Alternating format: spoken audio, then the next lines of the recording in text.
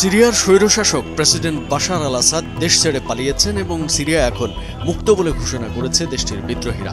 বিদ্রোহী গোষ্ঠী হায়াত তাহরির আশ-শামস নামের সশস্ত্র গোষ্ঠী, যারা এই অভিযানের নেতৃত্বে আছে, তাদের টেলিগ্রাম হ্যান্ডেলে বলেছে এর মাধ্যমে একটি অন্ধকার যুগের অবসান ঘটেছে এবং একটি নতুন যুগের সূচনা ঘটেছে। দামেস্কের পথে পথে বিপুল সংখ্যক মানুষকে উল্লাস করতে দেখা গেছে।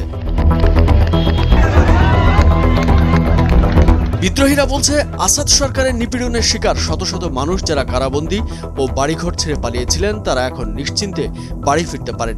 এদিকে রাজধানীর সবচেয়ে বড় কারাগার সেদনায়া থেকে হাজার হাজার বন্দীকে মুক্ত করেছে বিদ্রোহীরা। এদিকে সিরিয়া বিভিন্ন শহর থেকে হিজবুল্লাহ বাহিনী তাদের সৈন্য প্রত্যাহার করছে।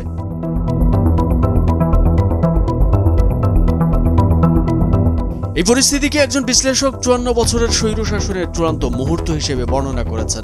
দামেস্কে প্রবেশের ঘটনাকে বিদ্রোহী ইসলামপন্থী হায়াত তাহরির আশ-শামস বা HTS এর প্রধান ঐতিহাসিক মুহূর্ত হিসেবে আখ্যায়িত করেছেন।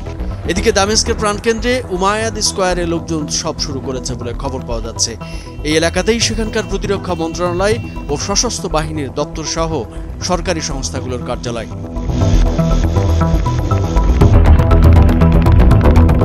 জাতিসংঘ একসময় মানুষ্য জবাইখানা হিসেবে বর্ণনা করেছিল এমন একটি কারাগার থেকে বন্দীদের মুক্ত করেছে সিরিয়ার বিদ্রোহীরা। সেদনায়ার ওই কারাগারে হাজার হাজার বিরোধী সমর্থককে ফাঁসি ও নির্যাতনের অভিযোগ আছে। টেলিগ্রাম চ্যানেলে বিদ্রোহী গোষ্ঠী HTS বলেছে বন্দীদের মুক্ত করে তারা একে অবিচারের যুগের অবসান হিসেবে উল্লেখ করেছে। কিছু ভিডিওতে কারাগার থেকে লোকজনকে বেরিয়ে আসতে দেখা গেছে, তবে এগুলোর সত্যতা সম্পর্কে নিশ্চিত হওয়া যায়নি। তুরস্ক সিরিয়া সীমান্ত এলাকার কাছে আছেন বিবিসির মধ্যপ্রাচ্য সংবাদদাতা হুগো বেসেগা। তিনি লিখেছেন, প্রেসিডেন্ট আসাদ বিদায় নিলে বহু মানুষ খুশি হবে, কিন্তু এরপরও একটি প্রশ্ন নিশ্চিতভাবে আসবে, এরপর কি হবে। এবারের বিদ্রোহের নেতৃত্ব দিচ্ছে বিদ্রোহী হিসেবে পরিচিত HTS। অনেকের মতে গ্রুপটি এখনও চরমপন্থী সহিংস একটি সংগঠন এবং সে কারণে এরপর দেশটিতে কি ঘটতে যাচ্ছে তা নিয়ে উদ্বিগ্ন তারা।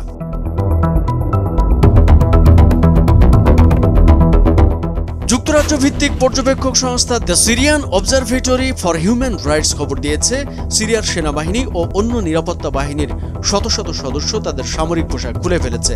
এর আগে তাদের বলা হয়েছে সরকার পতন হয়েছে এবং তাদের দায়িত্ব থেকে অব্যাহতি দেওয়া হয়েছে।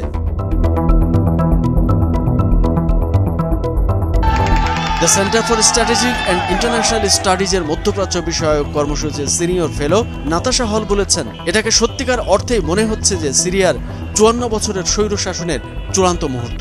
তার মতে মূলত আসাদের দুই ঘনিষ্ঠ সহযোগী রাশিয়া ও ইরান অন্য ঘটনায় দুর্বল ও মনোযোগ হারানোর কারণেই তার এই পরিণতি হল। কামরুজ্জামান আরিফ, ভোরের কাগজ।